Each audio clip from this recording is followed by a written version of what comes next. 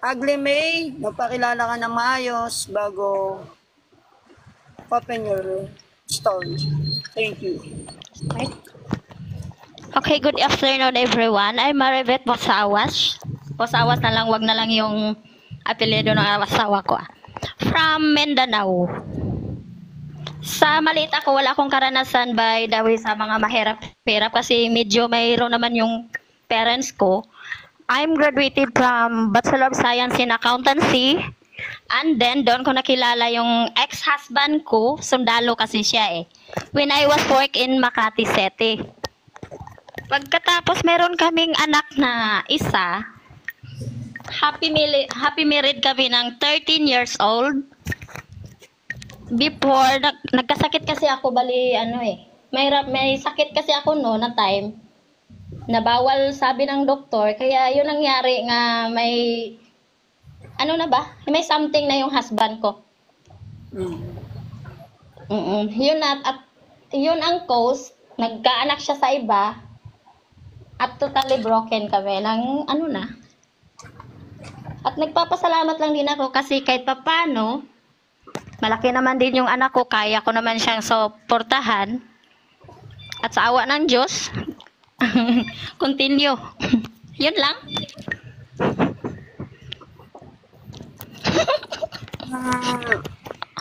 Sabi mo nga, yung buhay mo, parang naging complicated, di ba? Complicated yung nangyari. Yes. Complicated talaga. Complicated po kasi yun. Ano po ba ang na-experience nyo tulad ngayon? Single mom ka. Ay, Mr. Busy Lee. Ayan. Ano po ba na-experience nyo na nadaanan nyo po yung ganyang buhay? Ano po ba yung bakit ang buhay nyo ay nagkaganyan dahil sa isang trahedya, di ba? Trahedya. Ano po ba napag-umpisa ang trahedyang bakit nagkaroon siya ng ganun sakit? Hindi may sakit. Ako ang may sakit eh. At that time kasi yung COVID time, di ba bawal yon? Hindi ako pwedeng magpa-admit noon kasi i-finding kaagad ng COVID eh. Tapos ng doktor doon sa amin, yung private doctor namin, sinabihan talaga ako nga bawal bang basta bawal. Bawal na lang sasabihin baka maano ka. At the time na yun, kasi hindi makaya syempre, ikaw ba naman husband and wife, no need to sexual intercourse in 3 years. Yun siya. Hindi niya natiis ng ganon kasi hindi pa nga ako pwede. Naghanap siya ng iba at nagkapamilya sila ng iba ngayon. Ano po ba yung mga nakaranasan nyo? Matanong lang kita, ma'am. Anong remedy ginawa mo sa nangyari sa'yo ng husband mo? So, nag-file na ako ng case noon eh. Kaso lang, ang anak ko lang kasi yung witness, hindi siya makatayo kasi papa niya yung i-witnessan niya, hindi siya papayag kasi eh. Pero ano pa rin? May support ka pa rin nakukuha sa husband mo? Oo, nagsusupport siya naman kasi siyempre nga, pero sa ngayon kasi pinaawal ko na siya sa pagkasundalo eh. Tanggal na yung license niya sa sundalo, kaya may trabaho naman siya. Pero ayoko na lang hingi ng tulong sa kanya para kahit kung anong mangyari, out na siya sa amin ng anak ko. Ilang taon na anak niya, ma'am? 16. 16. Yes, 16 pa. Ilan taon ka na po ba? Yeah, I'm 44 years old. Matanda na ako.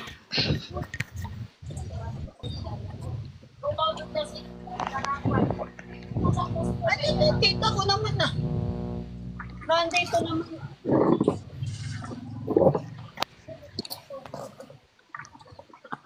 Anong ma-advise mo, King, sa guest mo, King? Ang advice wala. Kasi kaya niya naman, di ba? Yung nabubuhay niya yung pamilya niya. Anong ginagawa ate sa kanya? Hindi, yung pangpalakas ng loob ng mga advicean. Ayun nga. Sa totoo lang, ang gusto ko talagang gawin sa ex-husband ko, gusto ko na lang siyang mamatay. Ay, wag naman, ma'am. Oo, sa totoo lang, yun lang. Kasi ayaw talaga ng anak ko, yung kahihiyan na ginawa niya eh. Siyempre babae yung anak ko eh. Oo, pero kailangan tanggapin. Anong nangyari na eh. Oo, yun na nga ang ano ko. Pero- Kaya para sa gusto ko na lang mawala. Pag mag-ena kasi yung life niya, yun lang. Thanks, hindi. gift. Saglit lang ha, may telepono. Sige, ma'am. May batas tayo, ate. Yes. Ah,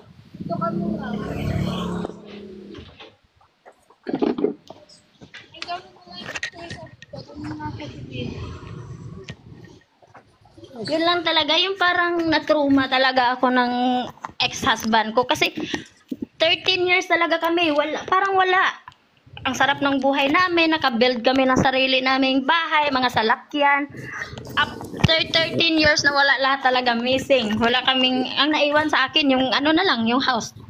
Hindi pa rin ano yan, ma'am. Kahit gaano katagal, hindi pa rin yun ang masasabi Oo, mo na sa isang ano ano talaga. lang talaga ba? Ang saya namin eh. Parang hindi ko nga, sa totoo lang, hindi ako makapaniwala nga mangyari sa life kung ganito ba. ate, may tanong sa'yo. Anong pinakamalaking bagay na gawa niya sa'yo? Ayan, si Siyempre. Queen Ika ang nagtatanong. Siyempre, yung nagkaanak sila, walang iba. Yun lang yung may anak siya sa iba.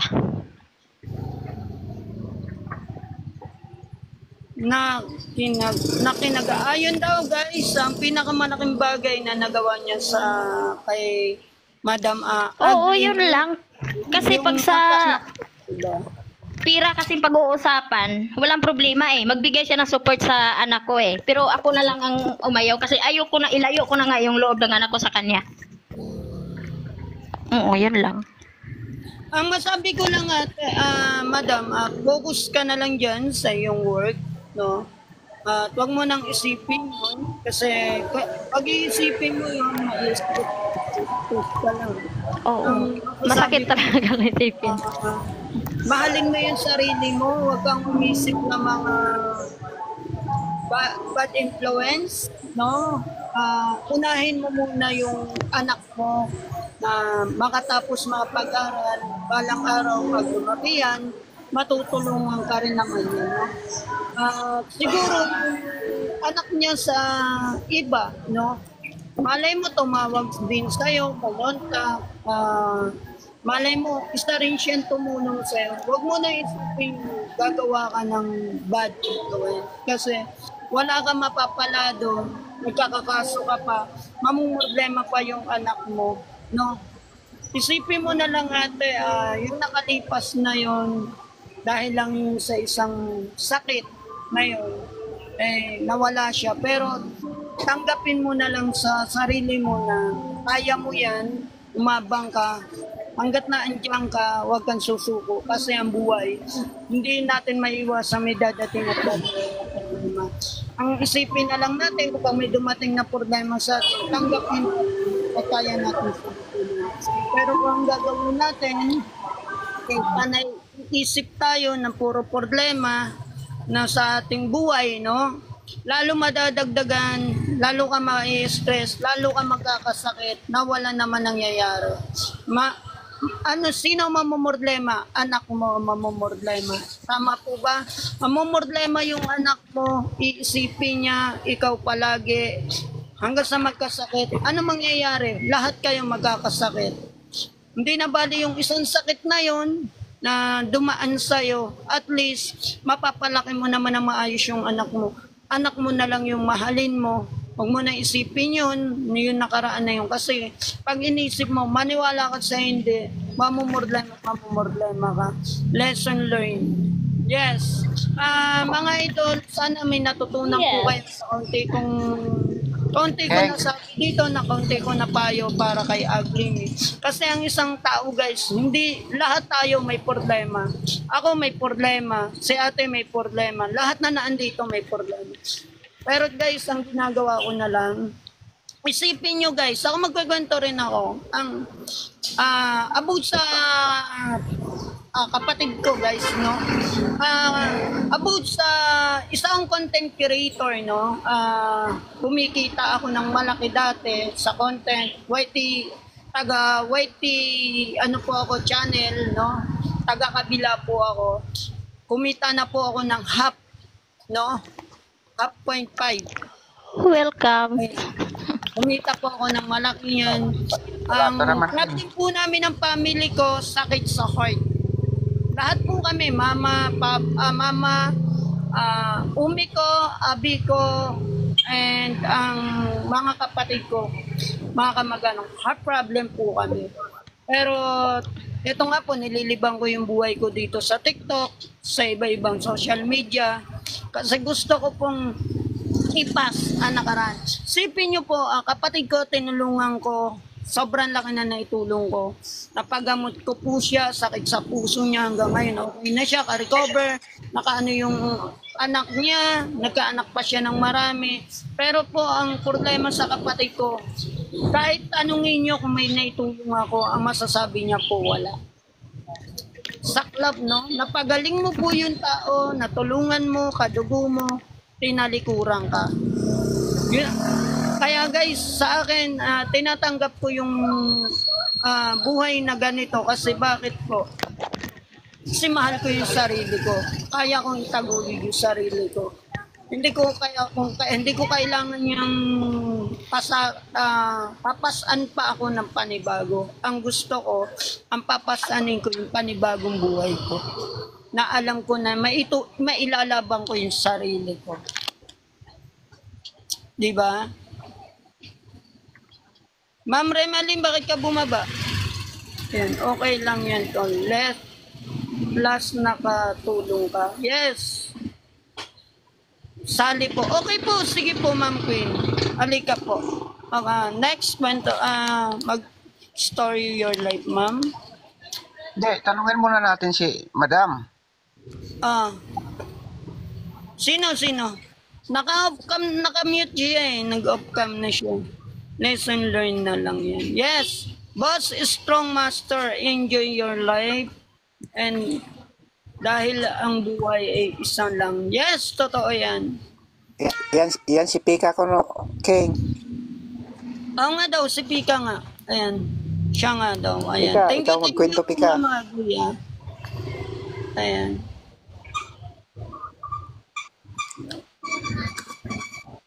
Open cam po tayo, Queen Pika. Ayan, thank you po. Ayan. Open cam po tayo, guys. Ayan.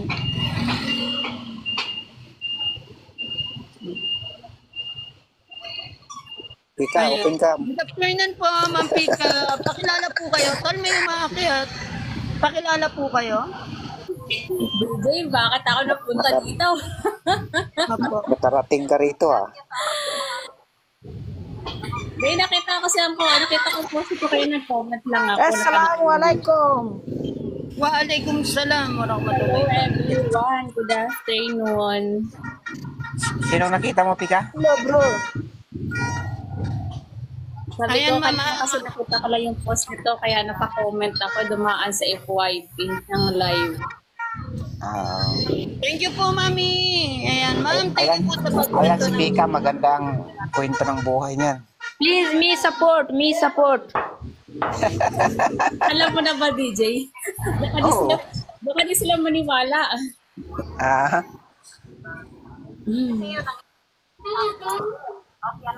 Okay, me support. alam ko na kasi, Gusto niyong itanong sa akin. Pika, alam ko na kasi narinig ko na eh. story ng buhay niyo. Pakilala muna po kayo. Ay, Scorpion. Shout out. Pakilala muna po kayo. By the way po, napagbibigay na dito sa social media talaga, hindi ako nagbibigay ng saka ng totoong pangalan no, ng personal identity ko. Okay lang po yan yung ano nyo. Oo. Queen Pika. Pakilala Pakilala ko dito sa sign ko is Pika. Ayan.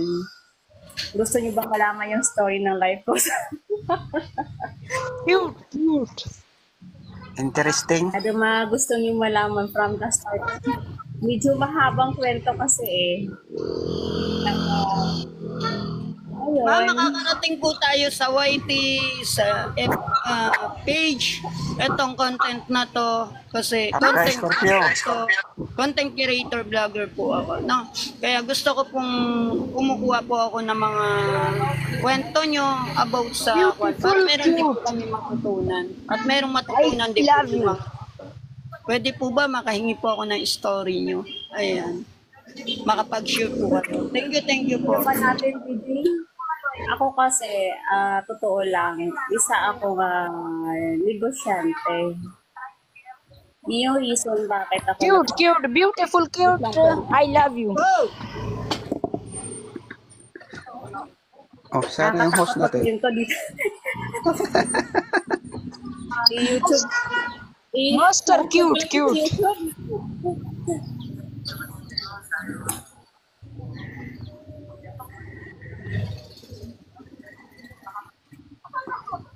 Asa na yung host? Okay, my friend, my support. Please, me support. Yung kayata, ang host. Hindi ka nag-live Ano ba ah? ang ni host?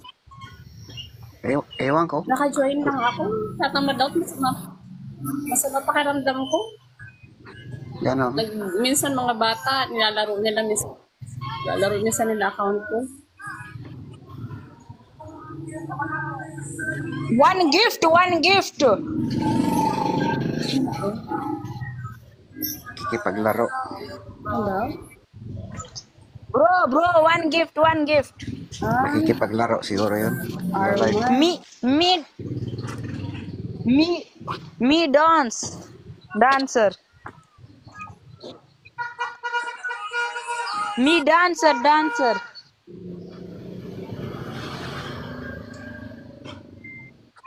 Me beautiful dance. You are a dancer. So can you show how to dance?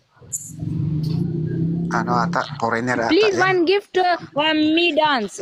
One gift, me dance. Ibang lahi, bigyan Bigyan nyo lang siya ng gift. Para bumaba siya. Ano siya makapag-show ng dance mo?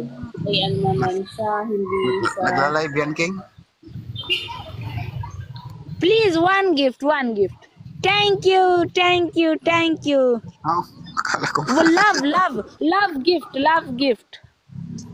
Gusto Ay, niya gusto. Humihingi siya ng I love you pa. Me beautiful dance. Beautiful. Musta live pick ha? Ay, ito, as usual, sumasabak pa rin sa matinding hamon ng buhay. But, keep on going lang, dasal lang talaga at wala kay God. Wala ang kilakap sa mga oras na ito. Bring beautiful me dance. One gift, please. One gift, send me. One gift. Masaya ka naman ata na eh. Ha? Masaya ka naman ata na eh, kahit dumadaan sa pagsubok eh. Hindi, pero kumbaga tanggap ko na kasi, kumbaga sa ngayon kasi tanggap ko na kung ano man ang before. Kasi dati kasi hindi pa ako makamove on eh. Hindi ko Please, one gift, please. Paano nangyari? Ano ba yung mga pagkakamali ko? Iniisip ko. I love you, my friend. Pinoproblema ko yung mga One gift, please, one gift. One gift, please. Pero parang nagsisimula ka na naman ngayon, no? Hindi pa. Wala pa kasi. My wala friend, pa one gift, please. Akala ko nag-uumpisa ka na negosyo. Hindi. Dapat mag-start na sana ako noong mga last January. Kaso lang, may mga error pa rin. May mga gusto sumuport pa rin sana na kaso nga lang may mga sagabal pa din. Siguro hindi pa talaga oras. Hindi pa talaga oras siguro. Mahirap. Napakahirap. Kasi yun. Ayan, may ano ba to? Share ba ng story ng life? Ano share ba? Ano tong content mo, host? Share na ano daw? Ng buhay? Share ba ng mga experience sa buhay? Sa success ba, King? Sa success, pag-ibig? Success. Pag sa success kasi, hindi po tayo success. Parang consent, ano kasi to, kumukuha ako ng mga kuan. Siyempre, kumukuha tayo ng mga experience na katulad ng mga buhay ng OFW, buhay ng mga ano, para at least yung mga yung mga lagi may problemado, may nag-iisip sa buhay, at least alam nila kung paano lumaban. Buhay ng farmers. Okay lang. Pwede. Ah, Lahat nga pwede. dito. Kaya nga buhay mo, ikwento mo, kaibigan. Ang buhay ko kasi dati, host, ako ay totoo lang. Ako nag-umpisa lang ako sa mahirap na buhay. Ang parents ko is magsasaka, and then, ayun, nakapagtapos ako sa ibang tao. Nakapag-aral ako ng 4 years course sa ibang tao. Nakapagtapos ako as self-supporting. So, dumaan ako sa pagiging casual, empleyado. Dumaan ako sa pagiging promodizer. Matagal ako nagtrabaho, medical. Ang dami kong Nasaan naging... ka po ngayon, ma'am? Nasaan ka po ngayon? Basta sa, yun lang. Pero basta mga personal identity ko, hindi ko lang sinishare, no? Ayun, tapos nagkaroon ako ng partner sa buhay, pumasok ako sa pagiging negosyante. Since 2012, pumasok ako. So, okay, tagal halos lang 14 years ba in business. So, na-close ko lang ang business last 2 years ago na. 2 years ago. Matindi. Ngayon, nawala yung 3 trucks, private car ko, bahay ko, 2 hardware. Totally shut down. Halos maluka ako. Iniisip ko, before pa ako mag-close, iniisip ko na yung pwedeng mangyari. Ay ako umiyak. Yun. Inisip ko, paano ba yung magiging life after ng mga pangyayari, diba? Kasi hindi na kaya ako ng totally shutdown. Hindi na kasi kaya ng hindi na kaya ng income ko yung mga expenses ko. So, nag-negative na. So, parang nasira na yung diskarte ko. Tumigil na rin yung mga supply sa akin. Sa mga supplier ko, ayun, masakit. Kasi tinamaan, yung reason kung bakit ako tinamaan, nag-shutdown business ko, nagkaroon ako ng isang malaking kompetensya. And then, naging sobra din akong tiwala, bumagsak na dahil isa rin sa reason yung nagkaroon ng pandemic, tinamaan tracking ko sa inflation. Ngayon, bumagsak ang sales ko, lahat napabayaan ako, diskarte ko lahat, dahil sobrang stress ko. Parang hindi na gumana yung utak ko. Hindi na ako nakaisip ano pa yung mga gandang strategy, diba, para na makalituto. Ngayon hanggang sa mag-decide na ako na mag-close. Mag-close ako, dami. Noon na hindi ko akalain na andito ako ngayon na dito nakakangiti pa rin or what. Hindi ko akalain na kakayanin ko. Kasi as in, nung time kasi nag-shutdown ako ng business, as in, walang natira. Kaibigan, family. Ito lang, alam mo lang ako iba nakakausap kung dito na sa TikTok. Dito lang ako sa TikTok. Nang time na yan, pinasok ko lahat ng social media that time niya kasi halos maluka ako kakaisip. Pinasok ko lahat halos ng apps din na nag-download ako halos ng apps. Tapos, one time dito sa TikTok, tumitingin ako ng mga pwede kong applyan. Tapos one time, minabasa ako dito. Sumusunod kasi ako sa mga, lagi ko sinusundan meron akong may isa akong pinapalo lagi na siya about business. Lagi akong nanonood sa kanya, nagpa-follow ako sa kanya. One time nabanggit niya yung affiliate dito sa TikTok. Yun yung reason kung bakit ako napunta dito sa TikTok. Tapos, ayun, hanggang ngayon, hindi ko alam na kakayanin ko. Hindi ko alam kung paano ko ba nasa-survive yung mga daily needs namin kasi I am a single mom of 3. Kaya nga single din ako. Hindi ko alam kung paano ko pinayag within 2 years. Na walang suporta, kundi ako lamang. Mahabang kwento kasi hindi ko naman mahabang story talaga. Ayun, yun lang muna ang ano ko. Makaakyat ka, Shibang? Gusto kayo ko lang kayo sagutin. Na pala tong TikTok na dito mo nakuha ang peace of mind. Oo, yun lang muna ang ano po yung may share nyo na aral dun sa nangyari sa buhay mo? Ano po yung nakuha nyong aral? Ang nakuha kong aral, dapat maging satisfied ka kung anong meron ka. Huwag kang humagad ng isang bagay. Kung ano lang ibinibigay sa atin ni God, but maging kontento tayo doon. Isa pa, alam mo may mga bagay minsan, no, pag kumikita tayo, nagiging aggressive tayo. Pag kumita tayo ng pera, minsan nag-iisip natin, halos hindi natin maisip na sarili natin, napakabayanan natin, hindi natin nabibigyan ng attention yung mga anak natin, family natin. Gusto mo lang kung gusto mo Shibang is not Shibang. gusto You mo are the one. oras mo sa paghahanap buhay. Pero which is, yan ay maling-maling. Kasi, hindi rin para tayo magiging masaya doon. Pwedeng mawala lahat at huwag din tayong titiwala na stable na yung sitwasyon natin sa buhay. Yeah. Kasi mga reason na pwede sa isang iglap lang mawawala. Maraming reason. Kasi that time kasi, hindi na ako nag-isip that time na kalakasan ko kumita, hindi ako nag-isip that time na maku-cool down pa ako.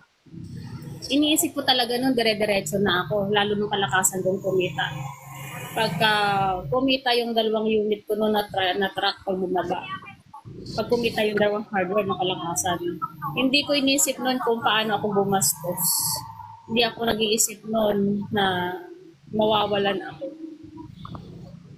Kaya, tsaka kumbaga, pag na time na yan, tumulong ako sobra-sobra.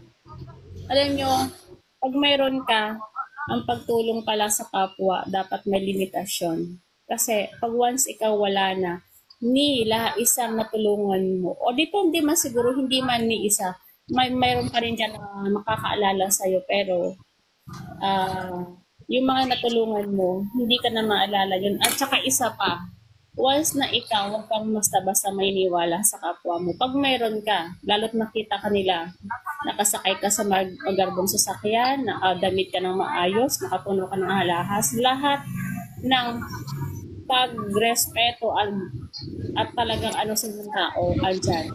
Pero once na wala ikaw, pumunta ka sa isang lugar o sa isang department, titingnan ka nila mula pa hanggang ulo, tatawanan. Hirap ako nung una na hirap akong tanggapin nung una. Alam mo ba nung una, sanay ako naka 4 wheels. Nung time na wala yung 4 wheels ko, naka-motor. Hindi ko halos kaya try kong lumabas nung una, nung nakaganon lang ako, naka 4 wheels. Nahihiya talaga ako, aminada ako, nahihiya. Pero itong huli, tanggap ko na lahat. Unti-unti na rin nawawala. Kaya lesson yun, siguro yung ngayon ko lang naisip na hindi natin din bigyan ng pansin yung mga tao sa paligid natin na huhusgahan tayo. Kailangan, kung dumating na yung mga bagay at yung anumang problema dumating sa atin, kailangan harapin natin. Huwag tayong mahihiya. Sobra. Alam nyo ba kung magkano yung naging, mahirap kasi ba? Kasi minsan mahirap din mag-share dahil pwedeng may maniwala, pwedeng merong hindi. Totoo lang, ang nawala sa akin, more or less 10 million.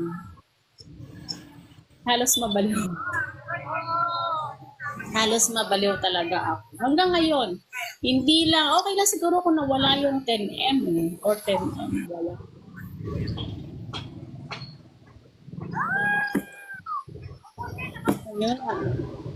Winfrey ka, marami pong salamat sa pag-share ng iyong story. Alam mo ba, Ang ano lang, ang masakit lang kasi doon, yung moral support man lang ng family and friends mo, wala din. Ganun. Pag wala ka na, wala na rin yung isa sa paligid mo ang susuporta sa'yo, kundi pamilyang anak mo lang. Yun. Wait lang po. Ano po yun? Mahirap magkwento kasi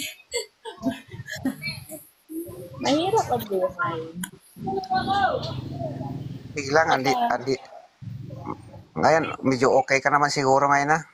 Ngayon, medyo okay na ako, medyo ano na, pero may kinakaharap pa rin akong malalaking problema. Pero hindi ako nawawala ng pag-asa kasi lagi kong kinakapitan si God. Wala, hindi bumili. Hindi. Mahal daw. Kasi ang Ayun, iniisip ko lang sa ngayon na dito, kumbaga, that time kasi hindi ko nga expected na mairaos kung 2 years na yan na hindi ko alam hindi ko alam kung paano mairaos na ako. Kaya, by the prayer lang. Pray lang ako, yun lang lagi ko pinapanghawakan, God's provide. Saka alam ko naman makakabalik at makakaraos ako. At hindi siguro that time na yan kung bibigay pa sa akin ulit ni God yung second chance, hindi ko na hinalag ang yumaman pa kasi naging mayaman ako dati. Hangad ko lang na tumulong sa mga taong nangangailangan ng tulong. Tama, King. Hindi totoo lang. Hindi ko kasi hindi na ako, alam mo ba, hindi tayo, ang tao walang satisfaction. Dahil hindi mo nararanasan yung isang bagay. Pero pag naranasan mo na yung isang bagay, magkakaroon ka ng satisfaction. Kaya ngayon ako, kung bigyan man ako ni God ng second chance na ibalik yung dating buhay, yung dating mga negosyo or what, kung gusto kong, may ako isang bagay na gusto kong gawin sa buhay ko. Kasi I am a single mom. And then, ang dami kong na-realize ko nito nang nawala ako. Ganito pala yung buhay. Ganito pala yung buhay nang wala ka. Ganito pala yung buhay nang ikaw nangangailangan, di ba? Kaya sabi mo, di ba, mas okay. Yung time na yan na nagbibigay ka dati, hindi mo pa mararamdaman. Hindi mo maramdaman yung feelings na nabibigyan. Kung ikaw na yung wala at ikaw yung nabibigyan, dun mo mararamdaman kung gano'ng kaawa-awa sa baby. Ma'am, maraming salamat sa pag-share mo ng yung story tsaka ng yung tawag dito yung mga natutunan mong aral, no? Maraming pong salamat. Sana po ang masabi ko lang kasi ikaw alam mo na kung paano labanan niya, no? Nakayanan mo. Ang masabi ko lang, tuloy ka lang, mahalin mo lang din yung sarili mo, no? Mahalin mo yung mga anak mo, mahalin mo yung kung sino ka. Unahin mo muna yung sarili mo bago yung sinabi mo nga, bago muna tayo magkaroon ng malaking halaga, sarili muna natin. Huwag muna tayo tawag dito, huwag tayong maging isang magbigay kung wala rin tayo ibibigay mo. Magbigay tayo kung wala tayong ibibigay, no, sa kapwa. Pero wag natin abusaduhin yung pamimigay. Ako guys, isa rin po akong tumutulong po sa mga PWD, tumutulong sa no. Pero yung iba kasi guys, pag nasanay na, gusto lagi ng iba, ganun talaga. Pero ang masasabi ko lang, ang pagbibigay po 3 beses lang. Pang-4, 5, haram na po yan. Ang pagbibigay sa amin, 3 beses. Bigyan ka namin ng isa, makapagpatayo ka ng negosyo mo, o malugi ka, bibigyan ka uli po namin ng pangalawa, pagkakataon. Pag nalugi ka uli, bibigyan ka pa rin namin. Pero yung pang-4 po or hihingi ka pa, no na po. Bakit po? Kasi ang style po ng pang-aabuso na. Binigyan ka ng paraan, paano ka umangat sa buhay, ginawa mo, inabuso mo. Tulad nga po ng buhay ng isang tao, no? Tulad natin buhay ng isang tao. Hindi lahat ng buhay naman natatanggap natin sa ating buhay.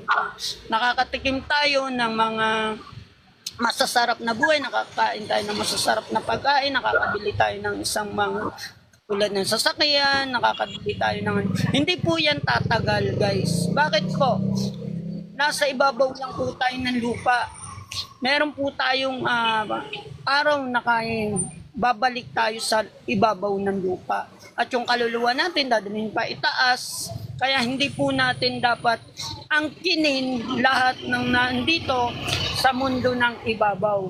Mas masarap pa po maging mahirap kasi pagdating sa taas, iaangat ka na nasa itaas. Kung magpipiling mayaman ka dito, magmamataas ka dito sa lupa, ang masasabi ko lang, ibababa ka rin sa lupa. Ibababa't ibababa ka.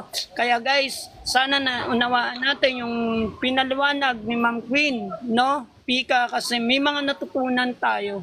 Lahat ng meron ka hangganan. Yes, may hangganan yan. Kaya guys, wag nating abusaduhin. Hindi porket mayaman ka ngayon. Tulad ng mga ibang famous vlogger.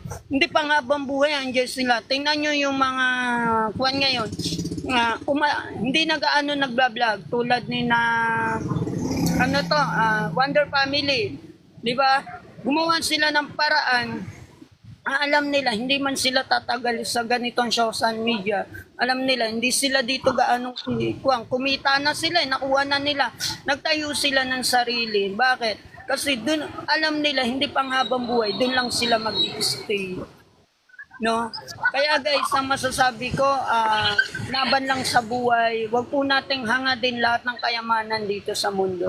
Kasi ang kayamanan sa mundo, maglalako yan. Yan. Isa lang yung naisingit ko, boss. Alam mo ba, ang isang kasiyahan ng tao na na-realize ko is peace of mind. Pag may peace of mind tayo, masaya tayo. ESG, mighty shout out. So, yun yung isang bagay na para sa akin. Ako, makikita nyo po ako dito, komedyante, makulit, joker na po. Pero pag about po sa life, may utak po tayo kasi alam po natin yung ginagawa natin. Sa araw na pagising, pagtulog natin, iisipin natin kung magigising pa tayo. Tama po ba? At natulog ka ngayon, bukas, hindi mo alam kung magigising ka pa. Tandaan siya tao. Kaya guys, hindi pang habang buhay. Yung pagising, pag natulog ka ngayon, hindi pang habang buhay. Pagising mo, yan na yun nakahain sa'yo. Anong ibig sabihin ko? Hindi po yung ngayon, mayaman ka ngayon, bukas, hindi mo akalain. Babagsak at babagsak ka. Ang yung, ay papayok lang, huwag ka maging mataas sa kapwa. O magbigay ka, pero huwag mo na maabusaduhin, no?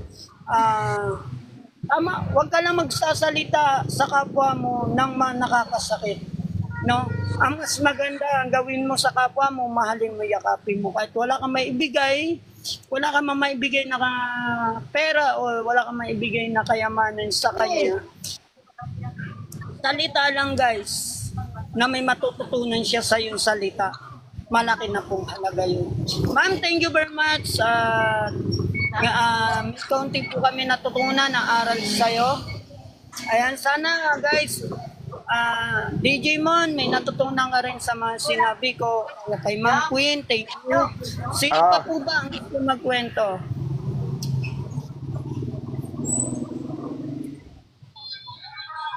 Sino pa po ba?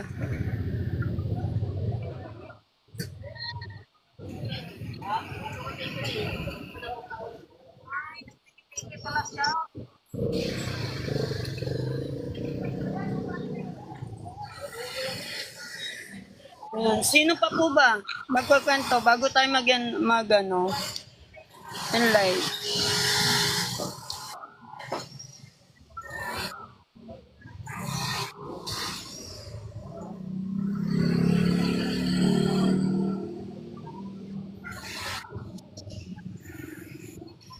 Guys, tap insure tayo guys. Ma'am, okay po ba yung mga nasabi ko? Hindi po ba pangit sa inyong pandinig? Serious, ako ba? Apo.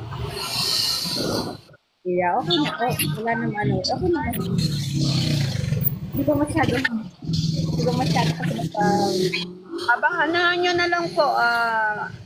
Gagawan po, eto po, gagawin natin tong video na to. Ayan. Uy, sa wakas, nag-open si Utol, oh. Ayan guys, si Utol. Ngayon lang po yan nagpakita talaga ng mukha. Ayan.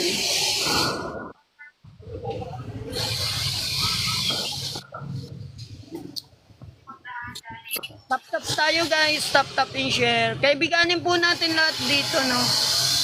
Ayan. Baba na ako, host, kasi may gator kami. Sige, ingat ka. Bye-bye. Ayan guys, end live muna ako. Kita-kita tayo mamaya. Maraming salamat po sa nagbigay ng story. Ingat po tayong lahat, tol. Mag-live ka, akyat ako mamaya. Thank you.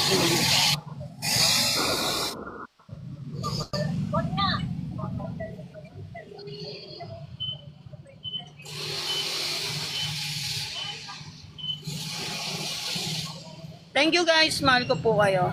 Thank you.